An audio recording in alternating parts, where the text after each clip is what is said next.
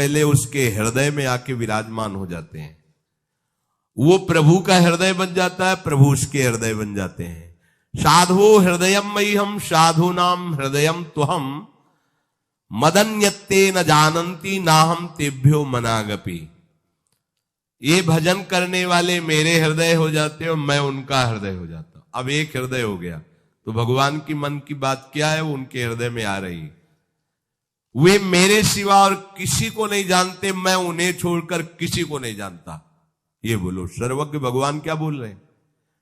ये वो मेरे सिवा किसी को नहीं जानते तो मैं भी उनके सिवा किसी को नहीं जानता। ये बड़ी बात है। हम प्रभु के सिवा किसी को ना जाने ये तो बात ठीक है, क्योंकि सब प्रभु के स्वरूप ही है। सर्वज्ञ प्रभु कह रहे मैं उसके सिवा किसी को नहीं जानता। फिर ये था माम प्रपद्यन्ते तास तथे, इतना प्यार करते हैं कि प्रभु के हृदय में वो बसा रहता है। जैसे भक्त के हृदय में भगवान, ऐसे प्रभु के हृदय में वो भक्त। तदेव साध्यताम तदेव साध्यताम। देवर्षि नारद जी कहते हैं भगवत प्राप्ति के लिए एक ही चाह करो कि भगवत प्रेमी महात्मा का संग मिल जाए और वो कभी छूटे ना, और उनकी आज्ञा के अनुसार हम चले। उन महत्संग की ही साधना करो, उन्हीं की साधना करो। साधना करो इस बात की कि मुझे महात्मा मिल जाए। तदेव साध्यताम तदेव साध्यताम। साधना करो, भजन करके प्रार्थना करो प्रभु से कि आपके प्रेमी जन का संग हो जाए। भगवत प्रेम की प्राप्ति बिना भगवत प्रेमी महात्मा के हो ही नहीं सकती। रे मन रसकन संग बिन रंच न उपजय प्रेम। बोले कहो कृपा उपजे के भांति तो रसिकन संग फिरो दिन रात। रात दिन रसिकों का संग हो तो भगवत प्रेम की उन्मत्तता हृदय में छा जाएगी। भगवत कृपा से प्रेमी संत मिल जाएंगे और संत मिलन से भगवत कृपा का अनुभव आपके हृदय में होगा तो आप दैन्य होकर भगवत प्रेम को प्राप्त कर लेंगे। इसमें एक बड़ा रहस्य है कि जैसे कोई राजा है, वो बहुत बड़ा प्रतापी, बड़ी महिमा है, पर वो प्रेमी है ये रूप सबको पता नहीं होता।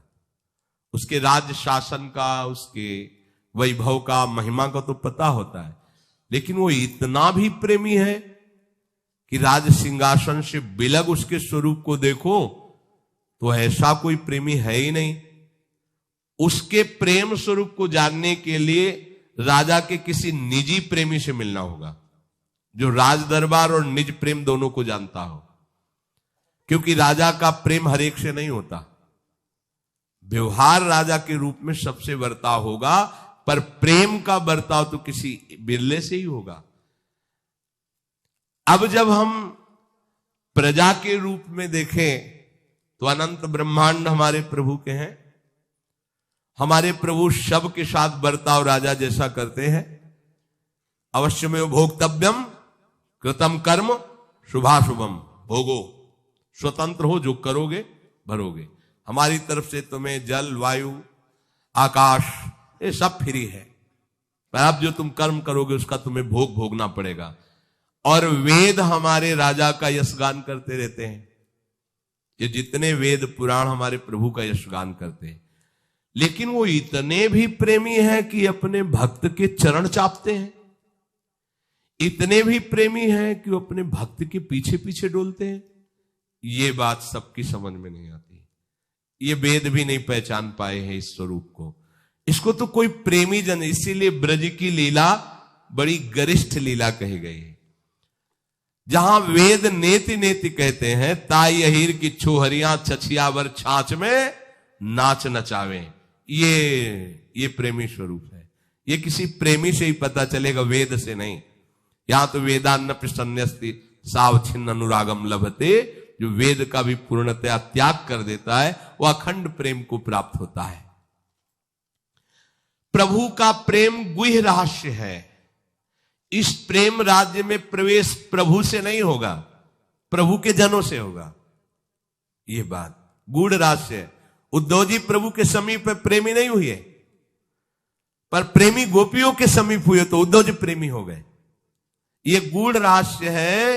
बिना भगवत प्रेमी महात्मा के कोई भगवत प्रेम को प्राप्त नहीं कर सकता।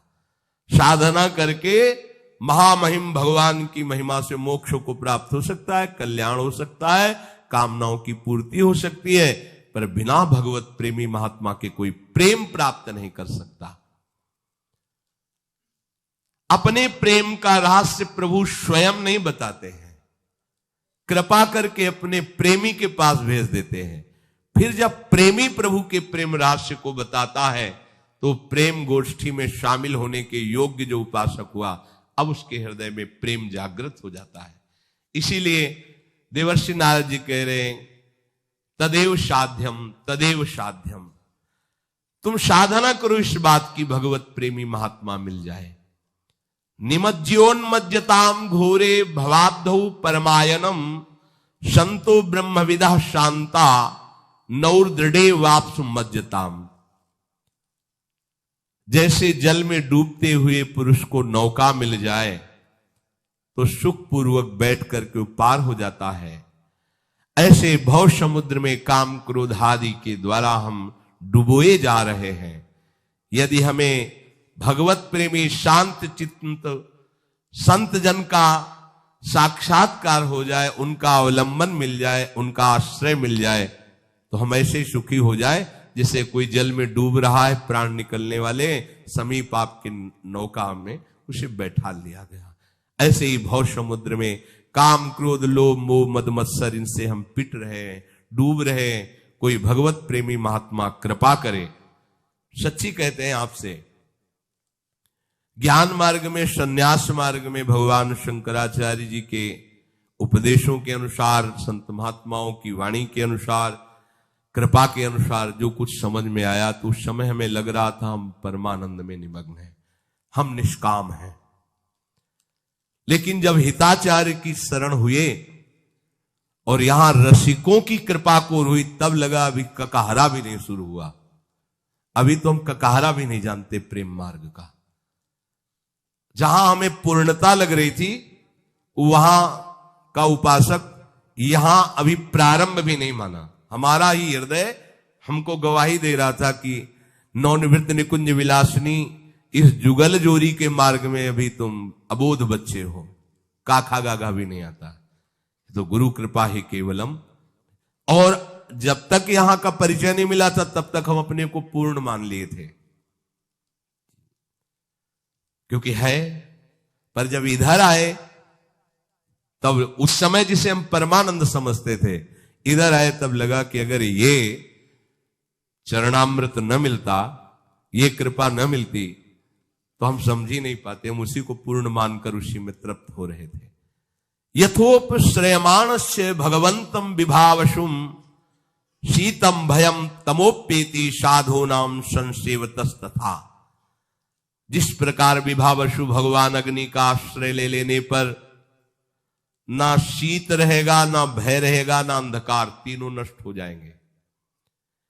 इसी प्रकार जब भगवत कृपा प्रसाद से हमें किसी भगवत प्रेमी संत का संग मिलता है तो पाप रूपी शीत नष्ट हो जाता है, जन्म मृत्यु रूपी भय खत्म हो जाता है और अज्ञान रूपी अंधकार नष्ट हो जाता है।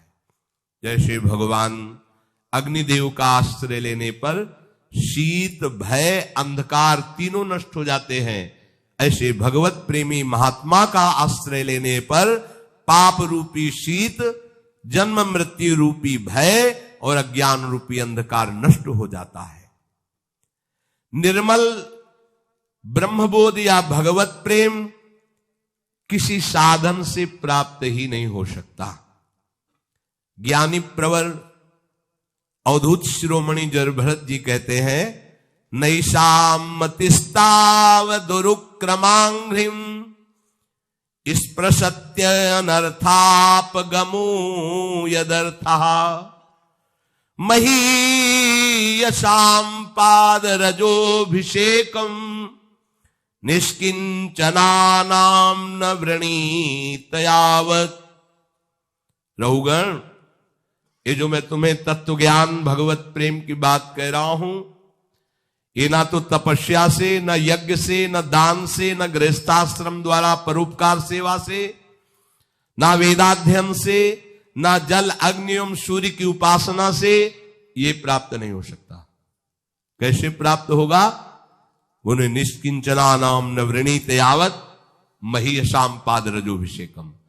जो निष्किंचन भगवत प्रेमी महात्मा है, उनकी चरण धूलि जब तक आप मस्तक पर धारण नहीं करोगे, अर्थात उनकी आज्ञा के अनुसार नहीं चलोगे, उनका संग नहीं करोगे, उनके कृपा पात्र नहीं बनोगे, तब तक ये शुद्ध बोध और प्रेम प्राप्त होने वाला नहीं।